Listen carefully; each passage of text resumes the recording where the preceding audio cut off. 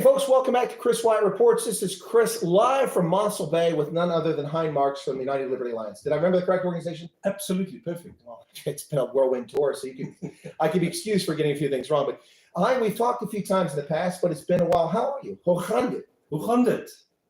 Het gaat goed. Very good. Thank you very much. Apart from the politics that's going also our way. You've got an interruption, sorry.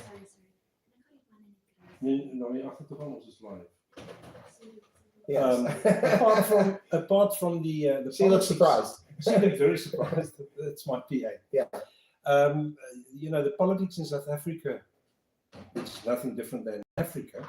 No, but it's all calm. Things are lovely here, aren't they? Yeah, it is. This is fantastic. Milk and honey. But don't look at the milk and honey in Mossel Bay, because this is the land of. I mean, look at the view. Oh, this is incredible. You guys can't see the view, but before we wrap up the stream, I'll turn around and show you the view. Yeah, it's unfortunately, you know, people as human beings look at nature because that's where our salvation in a lot of ways lies, and they forget about the real problems that we also have, in this case, in terms of politics. Yeah, and I always say somebody's got to do it. Somebody's got to start changing it. It's not going to change by itself. Somebody's got to start doing it, and that's why we're doing what we're doing. Luckily, the ULA that started the process nearly 9 years if ago, I'm not mistaken, ULA was the first group who was talking about Cape secession, yes? well, not only Cape secession, secession. Secession, yeah. Secession. You were the first group who was talking about that. Absolutely. At least that people were aware of. You're talking openly. You know, in the beginning, when I started with the whole concept of self-determination, secession, and no, I'm not exaggerating, people were laughing at me. And I'm talking about my people were laughing at me. Today, literally every second person talks about independence, secession. So at least whatever happens, at least I got that right, that people started realizing. Well, even Zulu are talking about it in KZN.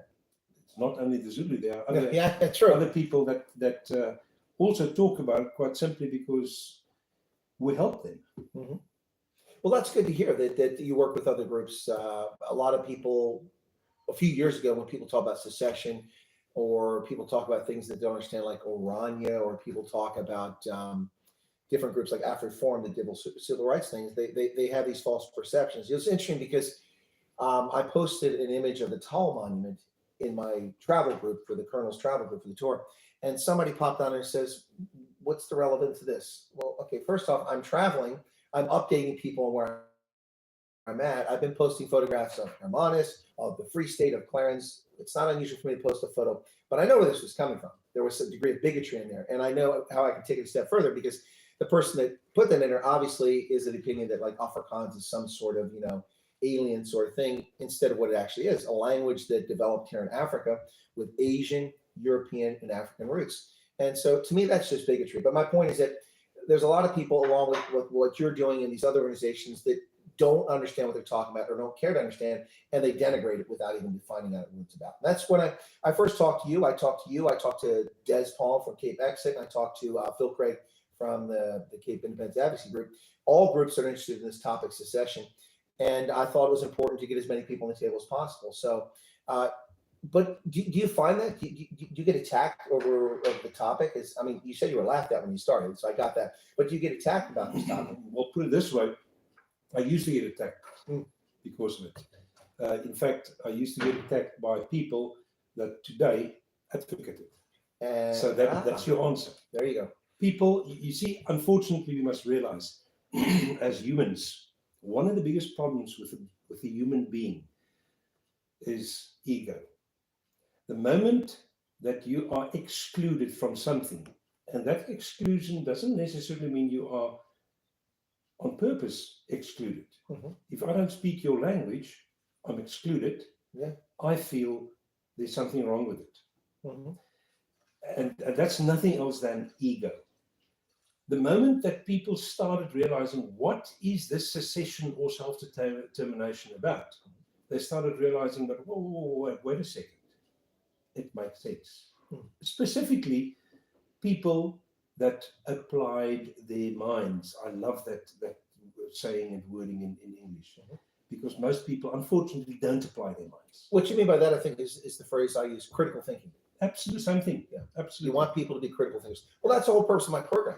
I mean, you know, I tell people when they watch my program, you don't have to believe what I say. Of course, I'm usually right, but well, almost always right. No, but apart from the fact that you drink milk in your coffee. it's not coffee; it's cappuccino. Yeah, the same thing. No, but I tell people, I say, listen, you know, you can listen to me, but then go check my facts and see if you know what I'm telling you. Now, my analysis is my opinion, my view. It's an informed opinion and one that I would hope carries some weight with people, but you don't have to follow it. And you know, I want people to be critical thinkers, which is what I think you're hoping for as well. Well, Chris, yes, you're absolutely right, because that's the bottom line. I tell the people all the time when we have public speeches and stuff, is that don't believe me. Mhm. Just go and look at international law. Sure. But before you do that, look at the South African Constitution. It's right in It's there. right there. Yep. And there are so many articles that actually support it. There are articles that wasn't meant like that, but actually 100% support secession. Even though that wasn't the intent. That was not the intent at all. Whoops. Suddenly, whoops, it starts backfiring.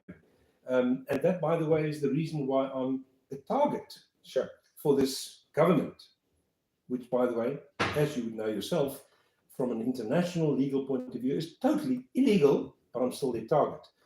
Do I care? No, I don't. I don't, because I know we're not doing anything wrong. We're doing it 100%. And I'm saying 100% according to the book. Mhm. So, yeah, the critical thinkers, unfortunately, there are people that were called, this is the one I love nowadays, that were called conspiracy theorists. Now they're being called at the moment, not conspiracy theorists anymore, but Analysts. analysts. No, I mean, look, Hein, Interesting. there's a lot of stuff that people said that was considered conspiracy theory a few years ago, but they've been right about so many things. My goodness, the nonsense that happened with lockdowns and the suspension of liberty and people being imprisoned in concentration camps in the northern territories of Australia. You know, the Danish destroying their entire mink industry, the most valuable mink producing industry on the planet, over an unscientific, fraudulent claim by the government related to a certain, you know, and now the Dutch, they're trying to shut down their farming industry because of ammonia.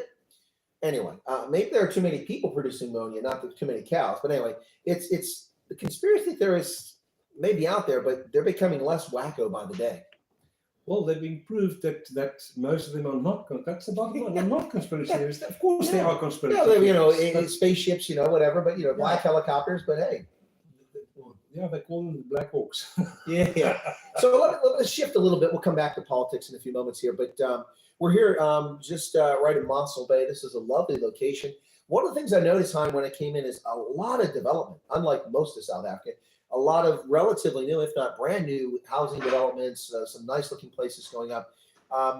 It looks as like Mossel Bay is an attractive place. People are coming here. Is that true, or did I misread it? No, you're absolutely 100% correct. Mossel Bay has been for the past at least 14, 15 years, the fastest growing town in South Africa. Well, I can see that. I mean, I just want to make sure I read it right. Yeah, What's the attraction? Well, the attraction, believe it or not, Things work. Well, that's part of it, but obviously The water, the sea. and the fact that things work, but obviously also because we don't have even close to the crime that they have. Thank goodness. In the north. Yeah, well, until today still is still a fact. We don't know how long it's going to be like that, but then we'll have to look at stopping that. Hopefully, we'll succeed before that becomes a problem here. And obviously, because people now want to move away from the extreme criminal situations in The collapsing part of South Africa. Collapsing. I mean, you were talking earlier about the potholes. If you find one pothole here, call me. I'd like to see it. People will take pictures of it or something. Try to tweet it. Because we don't have potholes. So things work here, and it's beautiful. It's fantastic weather. Yeah, the weather's incredible today. It's the end of winter, but it's perfect for me. Well, as a matter of fact, A little chilly for South Africans, but it's perfect for me. Well, yeah, but for me, it's not chilly. It's nice. I love it. But that's the Marx coming out, the German. The German. The interesting thing is that Mossel Bay, according to the Guinness Book of World Records, I don't know when this was published, in the 70s, I think, is the world's second most moderate climate in the world. Really? Now, that on its own, tells you everything about the climate. So the climate is as perfect as you can get. In South Africa, for that matter, in any case. It's only second to Hawaii. Well, Hein, when I put this leg of the trip in, I added 2 legs, which really have pushed me to the limits of visiting people and meeting as many people and viewers as possible, plus interviewing people. I added the Free State because I had viewers down there that really wanted to see me, and it worked out very well. Just good fortune. I wound up getting a tour of Gray's College. I'm a huge rugby fan. The director of rugby took me around. That was amazing. And then one of my viewers was able to needle Nas Bota long enough to get him. So Nas and I had a 2-hour and 10-minute conversation. Nice. So that worked out well. And then on the way back, I stopped back in Gauteng, but it's close to Free State in Valparaiso. Sorry, Chris, did he pass you the ball or did he kick it? Sorry, Nas. I tried to tackle him and he dodged me. So. Yeah, no, that's good. So I got to tell you the rugby ball story too before you go off, because I'll see your reaction on that. But don't let me forget that. So I added, and it took 2 days out of my schedule, which I would have spent in Gauteng, in Pretoria, relaxing, or taking a slower pace in Joburg, maybe shopping in Sandton City. I didn't have time to do that sort of thing. And then I came down here. Ronaldo Costa suggested that I do the garden round. I said, well, I don't really have time for it. He said, well, just fly to George. I'm like, oh, planes go there. He said, no, go to George and hire a car and then drive the garden route. So I made that plan. And I knew you were down in the Western Cape, but I didn't know you were this far east of the Western Cape, because I think we might have talked about it, but it went in one ear and out the other ear. So I wasn't planning coming to Mossel Bay, but then some folks said they could square some accommodation with. They said, you've got to come to Mossel Bay. I'm like, okay, fine, I don't like to see, but I'll come. And then I realized you were here. I'm like, and are you going to buy property here? Well, let's look around and see. Let's look around. I don't want it to be expropriated. So anyway, but at least not without compensation. Well, the Article 25 is still not through yet. But they're still trying to bring it back. Of course, yeah. They're feeling the pinch because people are not, and this is part of people waking up. Mm-hmm. People are starting to push back. Yeah, they should. Well, I mean, the ANC's plan to put 1 million Black South Africans on farming means subsistence farming. And that means dependence into perpetuity on the state. You can't become wealthy off subsistence farming. It's never worked anywhere in history. And it's the opposite way. Instead of having a proper education system, they have an education system with 30% passing grade and 2 subjects for the major. And yes, that's a fact. Go ahead and check it. I know my facts because I've got someone. It's a fact. Yeah, and 40% in your first language. That's insane. And you can go to university. Give me a break. But instead of he's not happy with that. Yeah, that's good. It's good English. I passed. I got 30%. Yes, exactly right. No, that's exactly right, Hein. So instead of focusing on artificial intelligence, robotics, genetics, pharmaceuticals, science, math, STEM, science, technology, engineering, math, they're coming with these ridiculously low standards. Do you want to drive across a bridge that a guy got 35% math design? I don't. Or do you want to go fly in a plane with the air traffic controller got 40% in English? I don't want to do that. No, so it's just really terrible. It's crazy. Let me tell you the rugby ball story real quick, okay? And we'll get back to asking some questions. So one of my viewers helped set up the interview with Nas in Bloemfontein, with Joel Stransky at Stanton, and with I set up Stanton, but he got me Joel Stransky again. I know Joel. And then, actually, I did Joel on my own. I'll give my viewer credit. He didn't do this. So he did Nas, I did Joel, and he got Victor Matfield for me. So 3 generations of Springbok and rugby legends. So I interviewed Nas. He suggested I get a rugby ball and give him a sign. So I bought a 2023 World Cup ball in Rustenburg. It's the only time I had a chance to stop at Sportsman's Warehouse. Bought the ball, and I bought a gold and black marker to get it signed on both sides. So Nas signed it. I went to Sandton. Joel signed it. And Joel did pass you the ball then? Joel didn't pass either. He was trying to kick it too. Okay. But Nas actually got up after the interview, took the ball, put over like on a coffee cup, like a tea. I thought he was going to kick it. Well, that's the problem. Yeah, that's how he's going to kick it. I'll never see the ball again. No, sorry, I guess VP word. Yeah. So Joel left, went back to work, and Mark Oppenheimer come and join me, and so I introduced him to Joel, and then he brought David Ansar over. So we had like this conversation. Mark left. Joel left, and then it was just David and I. And we waited. They never came to the table to collect the money. So I wanted to pay. I was running short. I had to get the Afri-Forum up in Centurion. I'm in Santon, so I got to get going. So I walked over to the till with David and Sarah, and he offered to pay. I said, no, I'll pay for it. So I paid, but I set the ball down at the till, and we walked away. I forgot my rugby ball, which had 2 signatures on it now. So anyway, what happened was, you must never forget your balls. yes. Well, I'm going to do a video about the story about Santon where I lost my balls. You got it. Yeah, but I got it back. So that's the part of the It's a story. good one. Yeah. No, so the ball was left behind. I forgot about it. I get on the road. Afri-Forum sends me a pin, and it says the Toronto Municipal Office. I'm like, I don't think you're in the offices. I called Ernst Fonsell. I said, is this right? He goes, yeah, it's fine. I'll get you. It got me to the Toronto Municipal Offices in Centurion, right to them. Like, this isn't, and so I called him back. He said, we're on Union Avenue. So I look, there's Union Avenue about 2 kilometers. I drive there, up and down the street, no Afri-Forum. I call him back. He said, oh, it's near the hill. There's no hill here. It's flat as a tabletop. Anyway, so the secretary from Afri-Forum, meantime, was in her office. She sent me a pin, and it took me right to the building. There's 2 Union Avenues in Centurion, not related to each other, 2 kilometers apart, unconnected. How can you have 2 streets that aren't the same? I mean, one's going this direction, the other's going this direction. The ANC. Yeah.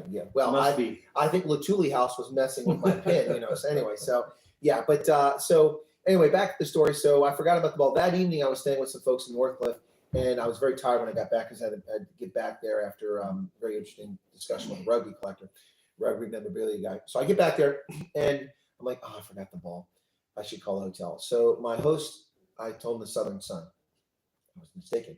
It's the Santon Sun at Santon, not the Southern Sun. Oops. Same hotel chain. But I mean, you know, I'm just accustomed to saying Southern Sun. Yeah. So I know physically where it's at, but she looked up the number. I called them in the morning, and they said, sir, we don't have it. And I figured it was one of these things where, you know, you call, could you see if I left some behind? Sure. Sir, we couldn't find it. That's what I thought might be happening, because hotels do that all the time. They don't want to be bothered.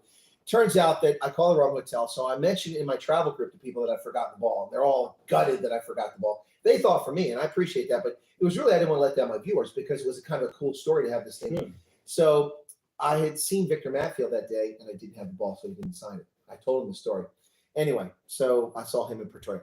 So now I don't have Victor's signature. I don't have the ball. So I had a meet and greet in Pretoria, and the next night, and one of my viewers shows up with a special surprise. Inside the bag is my rugby ball. They organized it. My Wyatt Army, hashtag Wyatt Army, as they call themselves. They organized a way to get my ball back. They went to the correct hotel. I don't know how they figured that out. I guess because I said it was next to the convention center. They got the ball, which the hotel didn't really want to give up. They showed them photographs of me having the ball. They gave him the ball, and he came to the meet and greet in Pretoria, and they gave me my ball back. So I have it now, but it's going to go on my shelf at home, and it'll have Nas, Joel, and a Post-it. Victor didn't sign here. We'll go back to you. I will. When on my next trip, I'll try to go back to him and get him to sign. Or get him to sign a paper, like a sticker. Trace over. Yeah, and send it to you. Anyway, so that's the rugby ball story, which people, you know, it becomes part of the mythology of this tour. So it's really cool. Anyway, yeah. So I bought a Sevens World Cup ball because I'm here to cover the Sevens. So now I do have my balls back. You've got both balls back. I got both balls That's back. good. I'm so glad for you. Me too. It's Santon, where I lost my balls. Yeah. Anyway, Hein. So back to more serious things here. So listen, a lot of crazy stuff is happening in South Africa, between money stuffed in sofas being discovered and revealed to people, to the Afri-Forum case in which the judge said that it was okay to sing, you can kill the board. You know, I found that case very strange because I haven't read the full decision. I know that Afri-Forum has. I interviewed Ernst Rhodes, and he had just finished reading the whole decision, and so we talked about it briefly off camera. But what I read in the press, the judge said that Ernst Rhodes was not a credible witness because he was biased, and he's not an expert witness. Okay, I'll accept that on the face of it. But then he said the evidence given by Julius Malema, I'm like, oh, what evidence? I didn't see any fingerprints, no audio recordings, no video recordings, no physical items. Julius Malema gave his opinion. Everybody's got a bum hole. Everybody's got an opinion. That's not evidence. That's testimony. He gave testimony, not evidence. So there's no way to me, if we have any semblance of judicial order left in this country, which we can debate that topic, but if there is, that when it goes to Supreme Court appeal, I think this will be overturned. It doesn't make any sense. It's not evidence. You see, again, I didn't see the judgment. And I'm not trying to draw you into conversation. No, sure, because obviously this is relevant to all of us All in of South yeah. Africa. And I say all of us in That's South right. Africa. All South Africans. That's All right. South That's correct. Because- Tswana, Venda, Afrikaner, Absolutely. Portuguese, everybody. Because, and as I say, I haven't read the judgment, but my first reaction was when I saw it, my first reaction was, wow, that's impossible. Then I thought about it, and I thought, okay, perhaps, and I haven't read it, as I said, isn't the judge perhaps using the Constitution of free speech? And I thought, but if he uses that, which then makes it obviously legal, what about instigating? It's That's violence. exactly. You're instigating violence. So my reality, and I'm not the legal person, Yeah. is quite simply that if you want to, which argument do you want to use in this? Right. Is it free speech or is it instigating violence? Specifically in a politically Charged. literally charged South Africa, where murders do take place against farmers, Yep. unlike our esteemed, lying, thieving President Ramaphosa told, I think it was Trump. It was Bloomberg. Told Bloomberg News. Was it Bloomberg? There are no farm murders. Is that what you're talking about? There's no, Yeah, there's there's no no, farmer. well, in fact, he said almost verbatim, there are no farm murders in South Africa. That's demonstrably false. There are no murders of farmers. That's demonstrably false. And then he said there's no more murder of white farmers, and I can give you 4,000 names. Exactly. So Of just white farmers alone, not including the colors and blacks and Indians. So in terms of how this whole thing has been played, a judge must use his common sense. And I'm saying this in public. Does this judge have common sense? Has he been bought? Or is he completely incompetent? Because not one of the three is acceptable for our judicial system, but also definitely not for the charged political situation and environment that we are in. Absolutely. So yes, it's a very relevant subject. It's not a matter of drawing me in. I am in it. We are all in it. Whether you want to be or not. Exactly. So I think that again proves to the rest of the world, you are part of the rest of the world here, how things are totally and completely wrong in this country. Upside down. Because if you look at specifically one of the most ridiculous laws in South Africa called, I never used another one, criminal injury. Oh, yeah. You cause someone personal harm. Personal harm. I mean, Shane, your personal feelings. I mean, I feel very much for your personal Well, feelings. for instance, you use a certain K word. Absolutely. That's exactly the problem. What happens then? People have Gone to jail. Vicky Momberg, convicted felon, went to prison. Went to prison Wendy for that. Sparrow's life was destroyed over that. Whose life is destroyed when she used the words out of frustration, out of, in that specific case. In that case, she didn't even target an individual. It was in general because of what happened there. Right. The reality is things are totally wrong in South Africa. The judicial system have got a problem. And that problem runs deeper than people realize. And before this government does not open its eyes and see it, it's going to boomerang on them. And I've said it many times in my own programs and stuff. When you are so arrogant that you can't see your own mistakes, that is when even a country can fall. Yeah, no, fair point. That's a fair point. And that is what's happening with the ANC. And their own arrogance is causing the ANC massive political losses. Well, the arrogance has cost them KwaZulu-Natal province. KwaZulu-Natal province, the 2016 municipal elections, the Inkatha Freedom Party gained 11 municipalities, either outright majority, coalition majority, or minority coalition. So they controlled 11 of 43 municipalities in KZN. 2021 election, they gained 2% more voters. So modest, virtually no change. Yeah. But now they control 30 of the 43 municipalities because the ANC imploded. Their voters simply didn't come out. They said, we're not going to vote. We're just not going to go to the polls. And that's what's happening across the country. You know, we were talking earlier, and I say this over and over again because the DA likes to crow about how the ANC has been brought below 50%. But that's not accurate. That's not the truth. The truth of the matter is that only 13% of eligible voters bother to go to the poll and choose the ANC. That's a disaster. That's an absolute disaster. And so, I think that's the point that people need to understand. And in Howick, which it's I can't pronounce it. I always get sorry, it's Zulu, I get the pronunciation wrong, but where Chris Pappas is the mayor for the DA, they won that municipality by 42 votes. Outright control, 42 votes. So they went to retirement homes. If a few tinies hadn't shown up, 21, the ANC would still be controlling that municipality. But now the DA has it, and Chris Pappas is making a heck of an effort, but his resources are limited. So I think he's unfairly being called, I know he's unfairly being called by even voters of his own ethnicity as Mayor Pothole.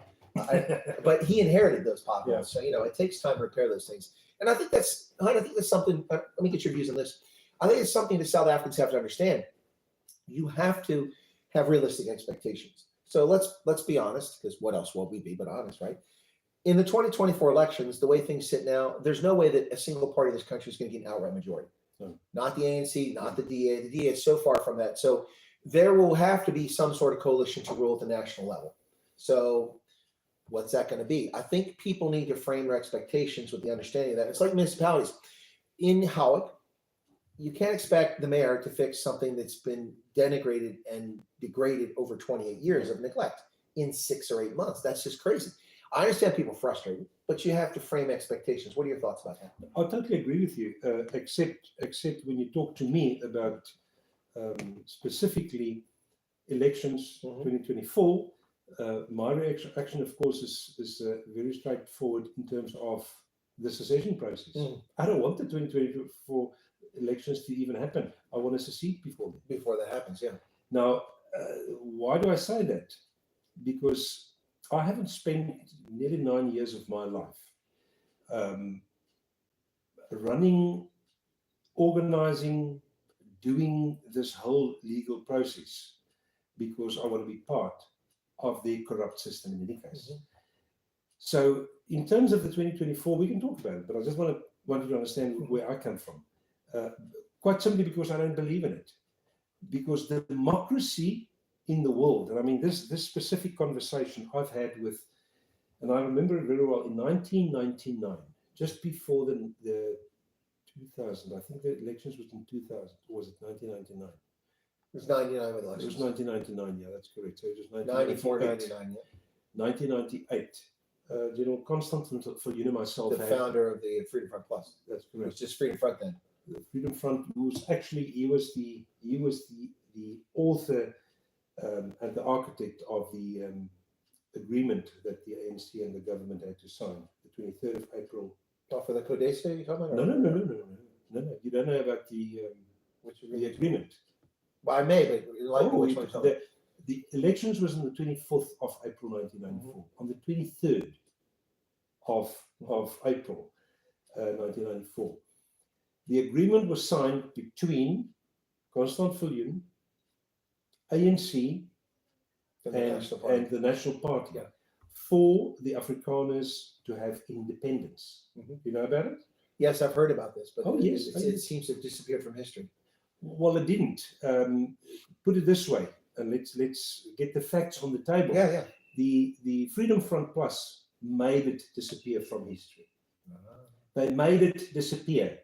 In fact, that is the reason why Constantine Viljoen asked me in 2000 and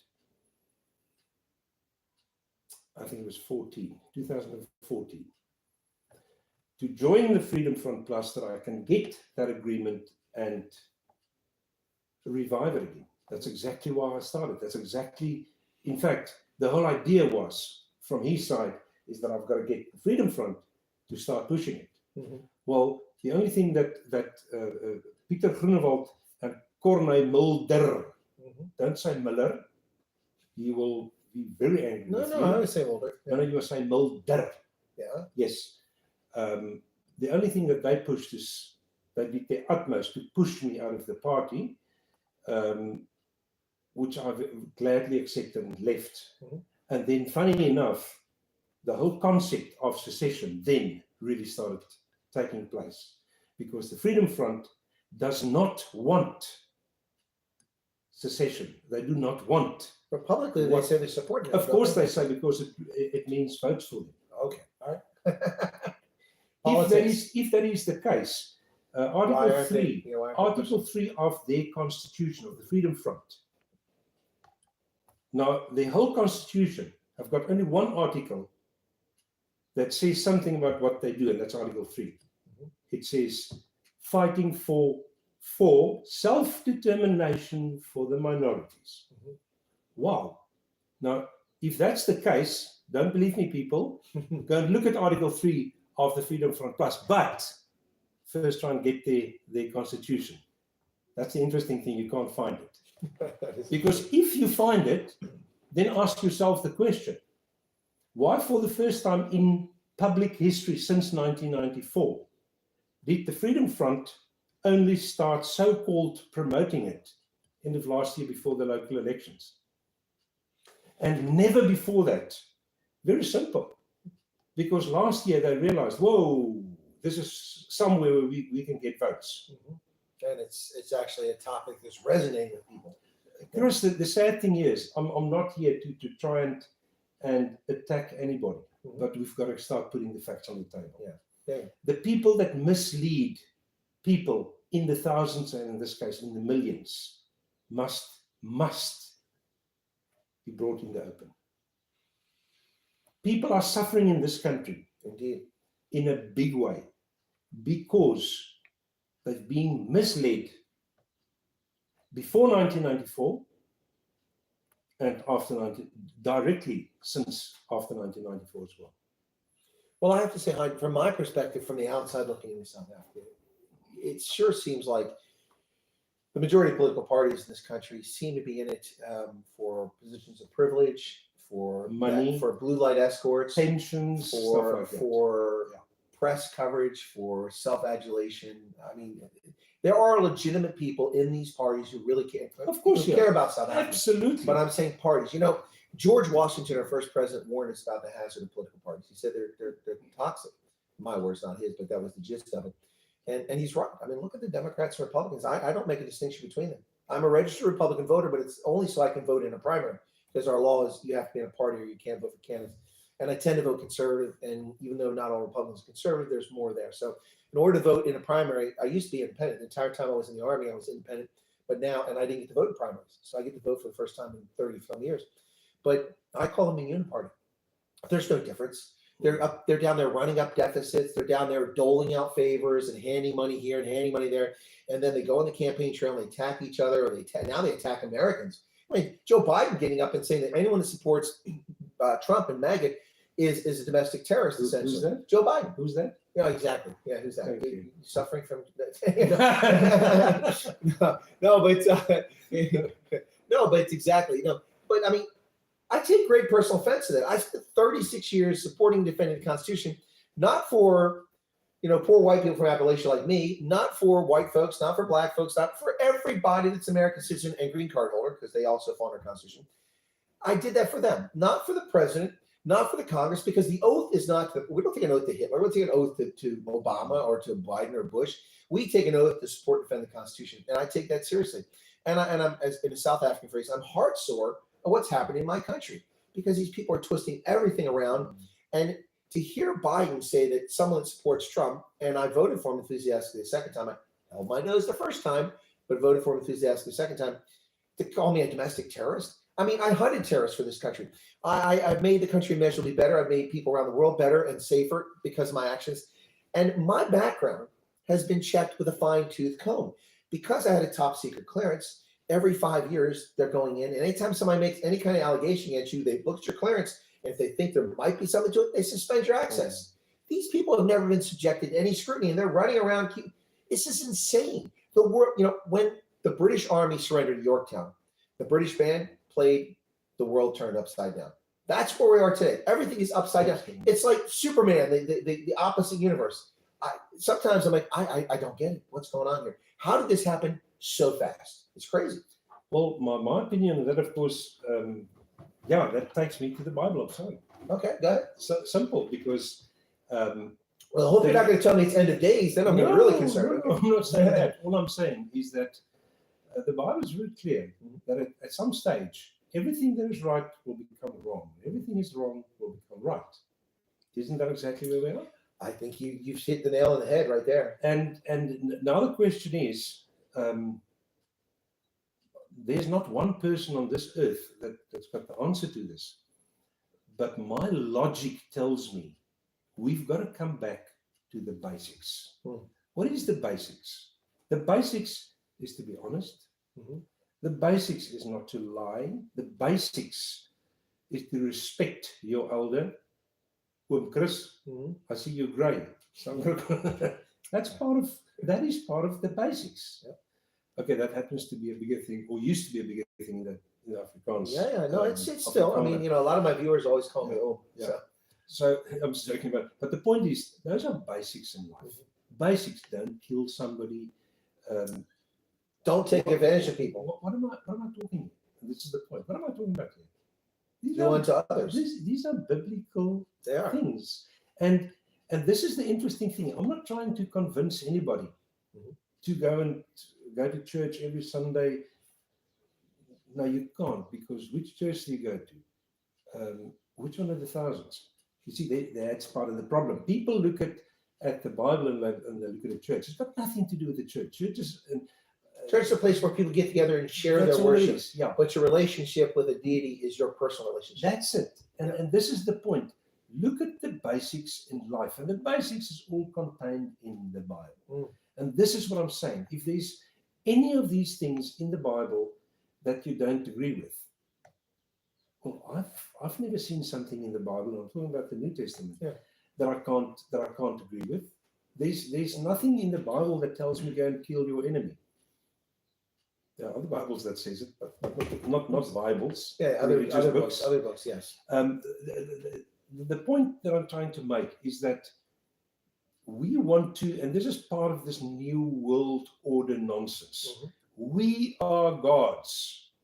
We decide what we want to do. We decide who and what and how big and how fantastic we are. We are not as big and fantastic as we think we might be. No, these politicians are false idols. And that's the problem. The false idols, funny enough, another thing that the Bible talks about, is a massive problem. It is. The people think, you were talking earlier about the blue light brigades. Yeah. Why? Yeah. What makes you more important than me to go to a meeting? And therefore, everybody and everything must stop. And if you don't, we'll shoot you. That's actually they've run people over too. Oh, they've shot at people. Lots of traffic accidents. Yeah. Why? Because you, in some way, in 99% of the cases, it's nepotism, and in their case, got you in a position where you are so-called important, but the businessman that spends more money per day than you earn per year, he must sit in the traffic.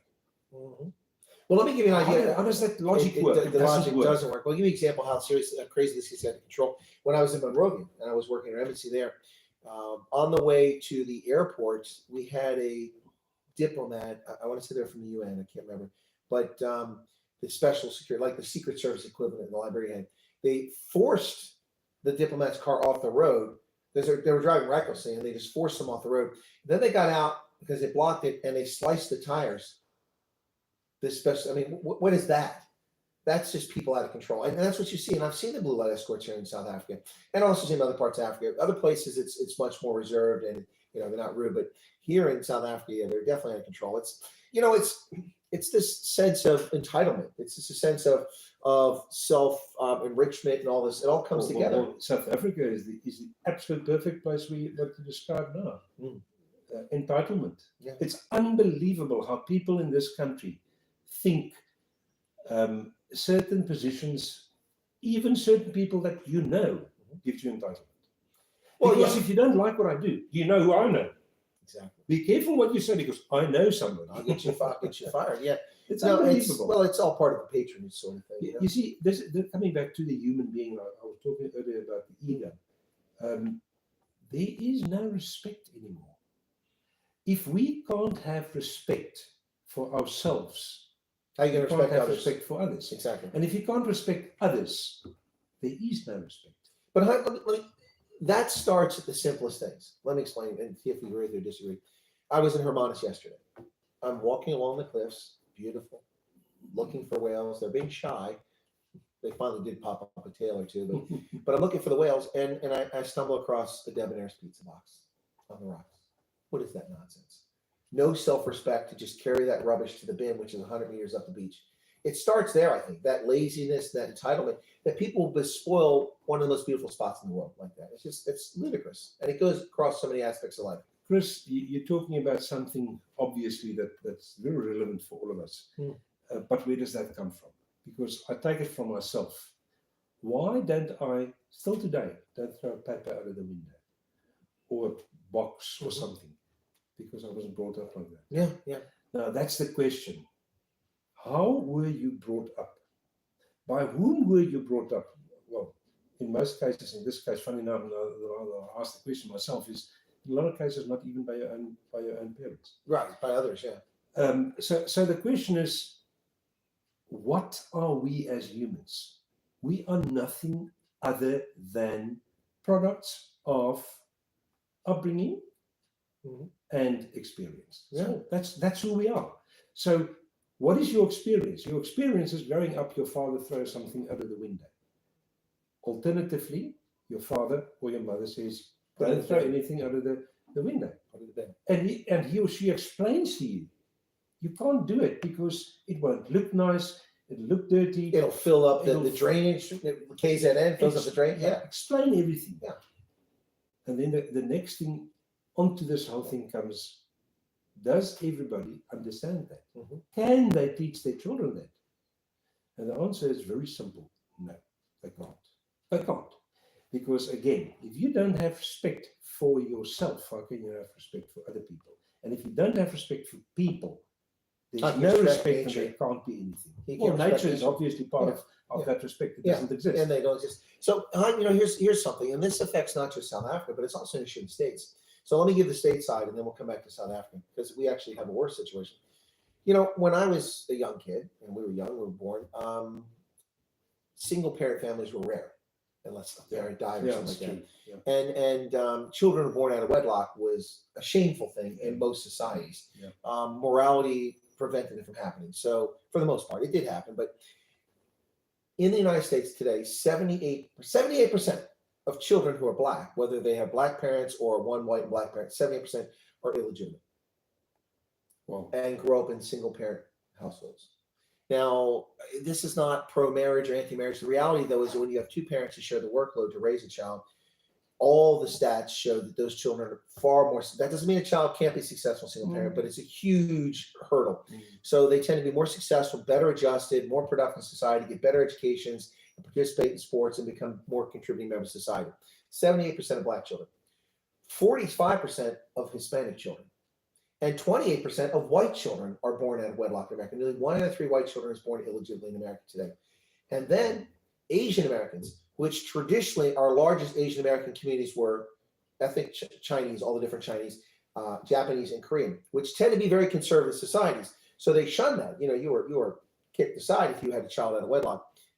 But today, even Asians are at 9% illegitimacy because we've had so many Pacific Islanders who come in with different social mores, and that sort of thing they've increased in numbers. So when you have that many children born out of wedlock and or raised by single parents, that's a struggle for picking up litter, for behaving yourself, respecting others. That's exactly what I said. South Africa, 2 out of 3 children in this country are born illegitimately. Yeah, unbelievable. This is not a problem; it's a crisis.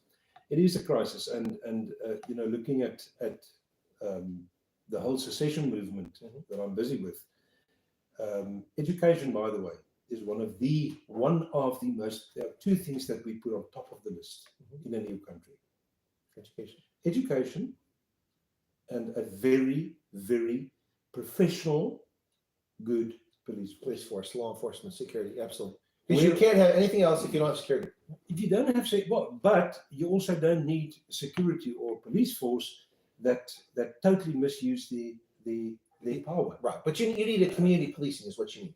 People that know their cops. So if I go down here, I know who the police officer is on the beat, and if something's happening, I can trust and go to them and say, listen, SIPO is doing this or Lars is doing this, and they'll deal with it. Absolutely. Yeah. I was driving to Port Elizabeth the other day, and I never listened to the radio really, but when I drive long distances, I do. Sure.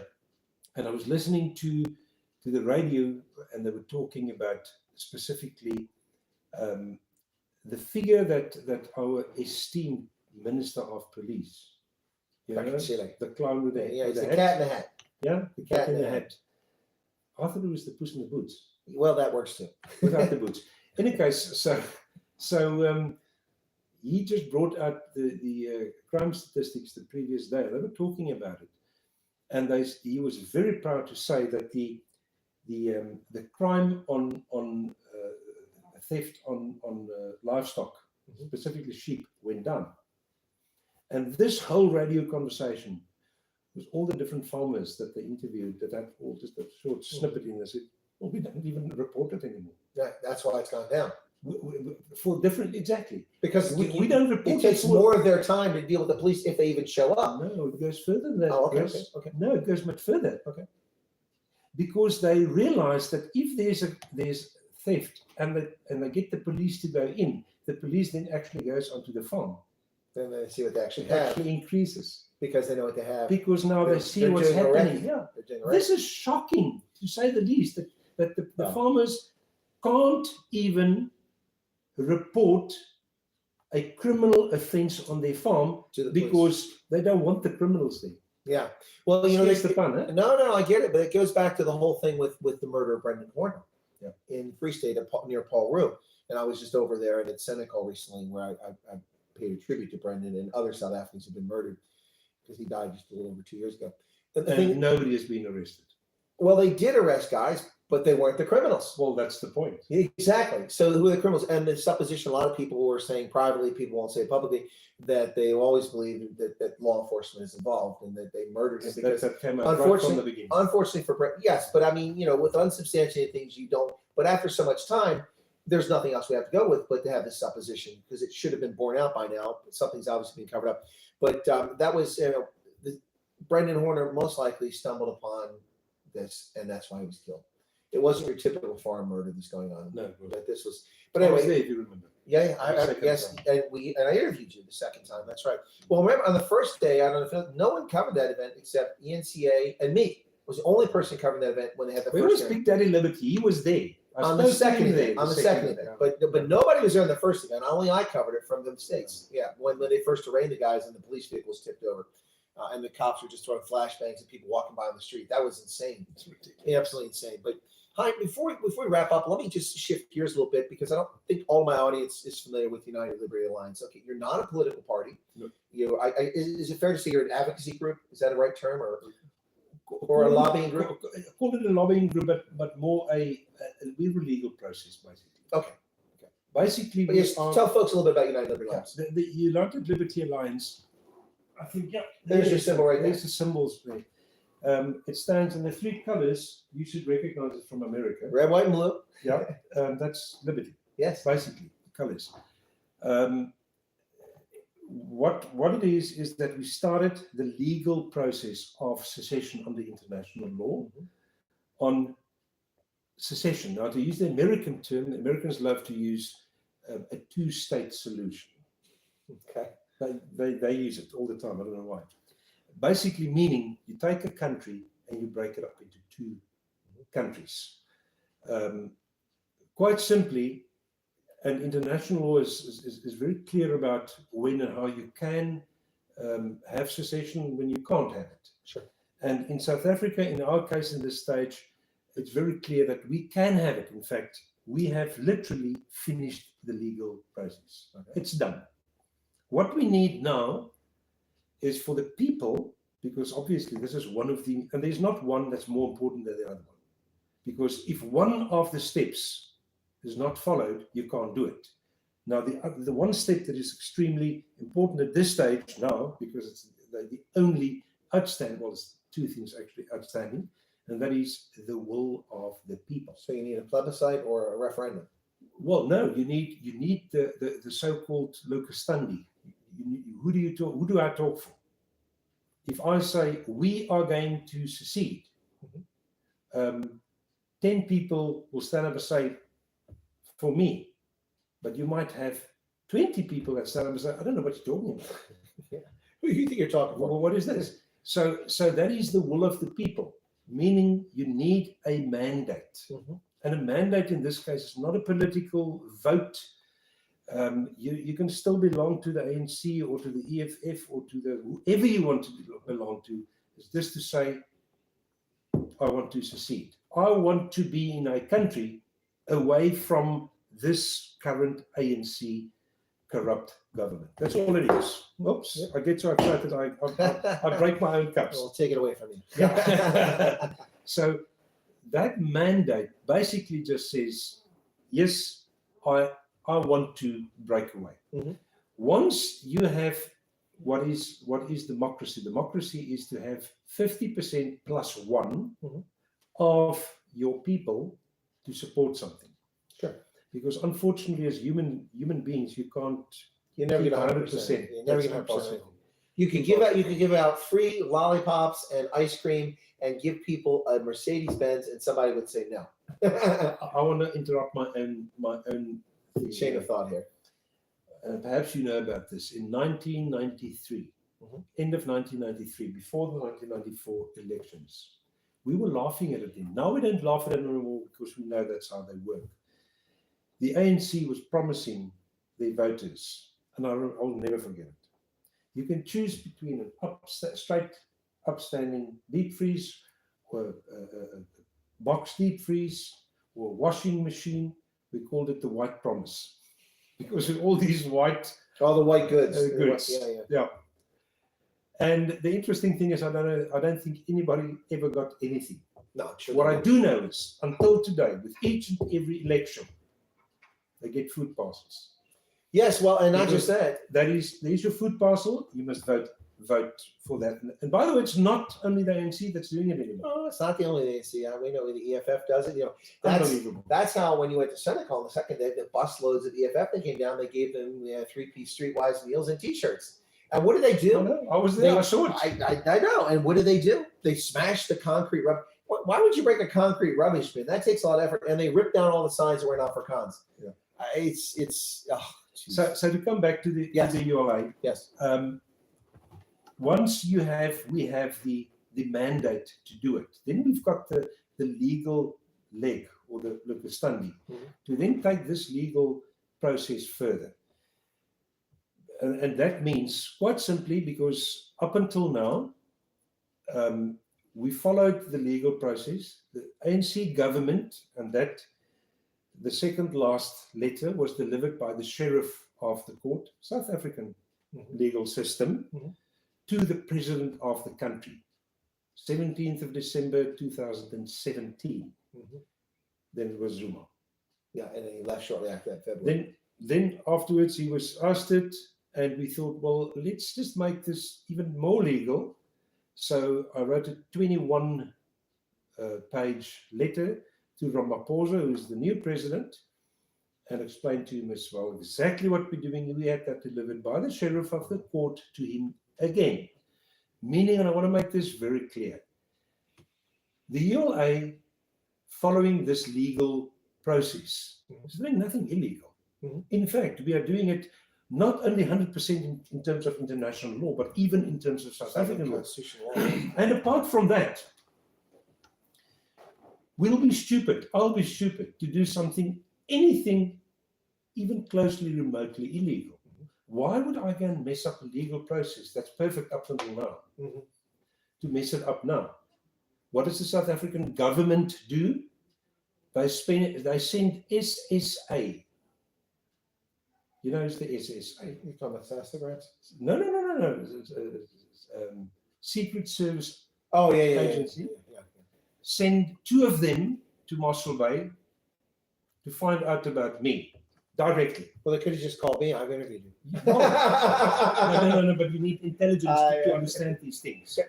So the second time they came, I knew about the first time. The second time, I actually confronted them.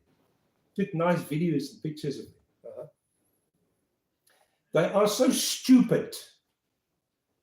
What do? They send WhatsApps to say, please don't say that you got this information from the SSA. You gotta love it. But apart from that, the reality is Yeah. that in terms of international law is completely illegal. What they're doing. What they're doing Yeah. by investigating somebody that's following an international legal Well, it process. sounds a lot like the FBI of today. Well, the FBI became a joke. They became a joke. These guys have been a joke all the For a time. long time. For a long time. Well, that's the difference. There you go. Not today they're the same, but that's Sure. the difference. Sure. The FBI happened to be a very good organization. It did at one time. Before it that's was true. It's very politicized now. Yeah. You know, it's funny when you talk about the intelligence service in South Africa. When what's his name? The former communist who was the head of intelligence here, the white guy. I can't remember his name. But yeah. Drawing a blank. Yeah. Drawing a blank right now. I'll come You know back what to I'm that. Yeah. You know, I know exactly. what But you're when talking he was head of intelligence, they put listening devices in his residence. They wouldn't spy him because they didn't trust him. A guy that was with the struggle all along, a communist, an avowed communist, but because it was white, they put him in his house to listen to him. And of course, they were so incompetent that he found the bugs. You know, so. Anyway, how bad is that when your own party spies on you? Yeah, and you're in charge of intelligence. You're being spied on. It just proves the level of intelligence. Mhm. But can you call it intelligence? I call it 70s.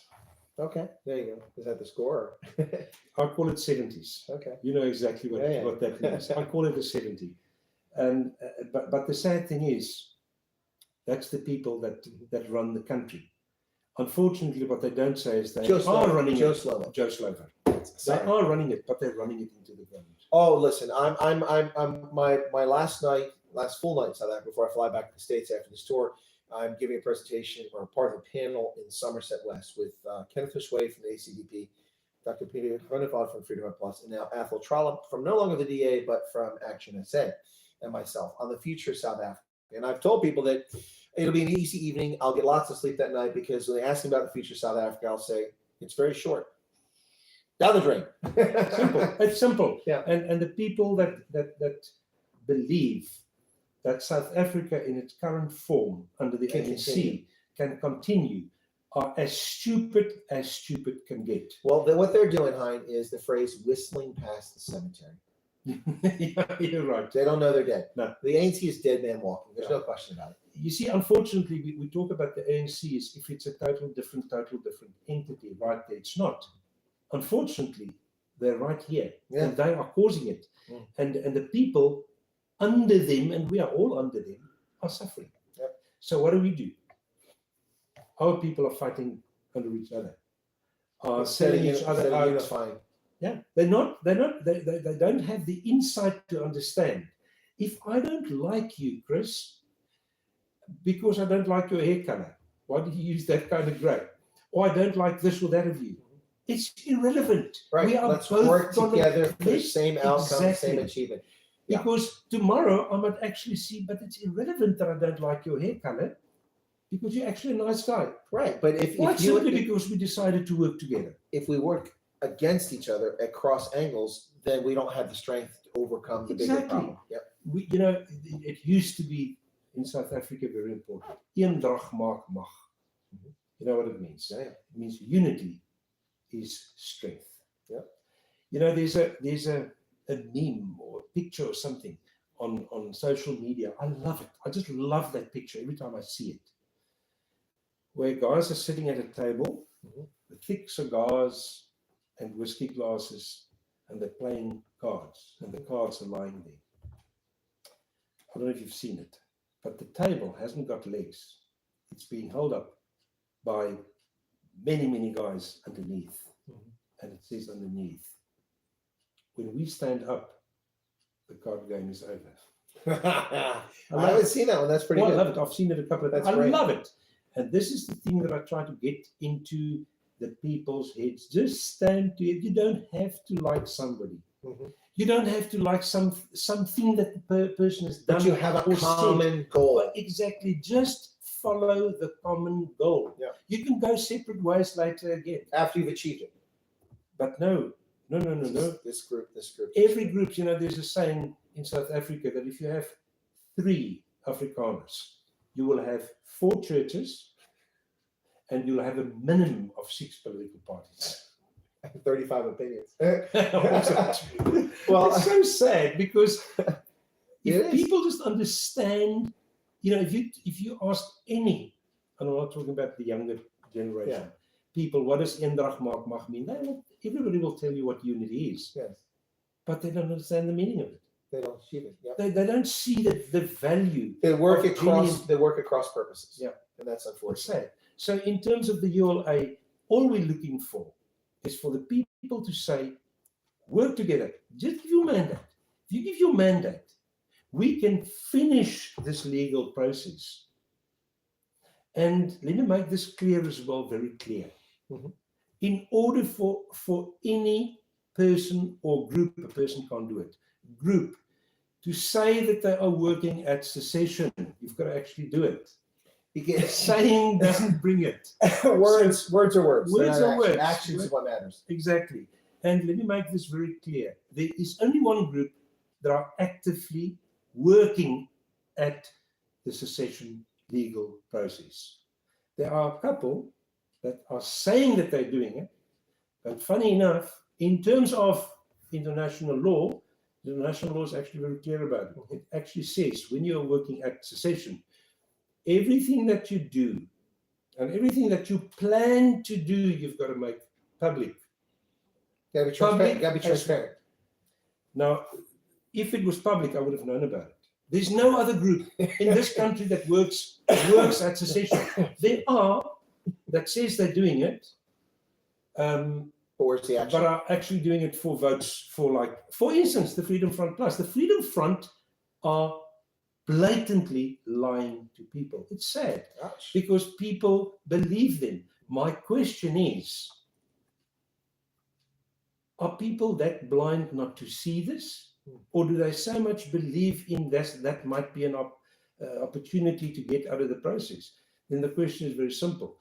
If you believe in politics in South Africa, politics, we as, and let's call it all minorities if you want to, all colors, Indians, and whites, we are only a maximum of about 17%. Mm-hmm.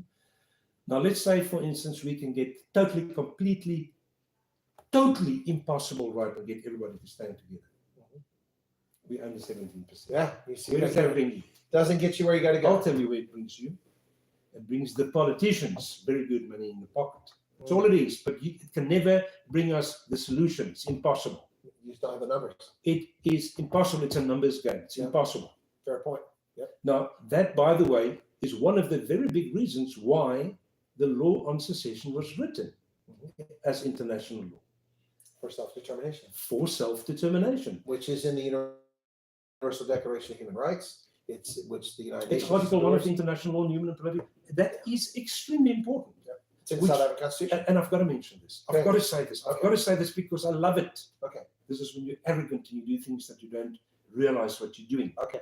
So on the 3rd of October 1994, yes, the ANC went and they signed Article 1 of the International Law on Human and Political Rights as a contract.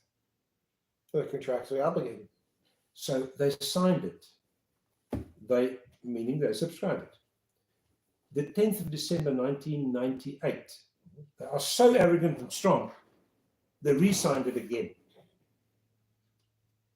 What they didn't realize, because this is what arrogance does, is that Article 231 of the Constitution of South Africa says they've got to honor all international agreements. Otherwise, you're violation of the Constitution. Yeah, and our esteemed Corneille Miller from the Freedom Front that says he's got a doctor's degree in law tells the whole world that he wrote Article 235 of the Constitution. And the value of Article 235 for us is zero because it ends in as must be determined. It's worthless. That's useless. That could be anything. But our esteemed doctor wrote it. Now, my question is he incompetent or did he do it on purpose? I don't know. He's got to answer it. One day he'll have to answer it. Okay. Because that is misleading a couple of million people today. Yeah.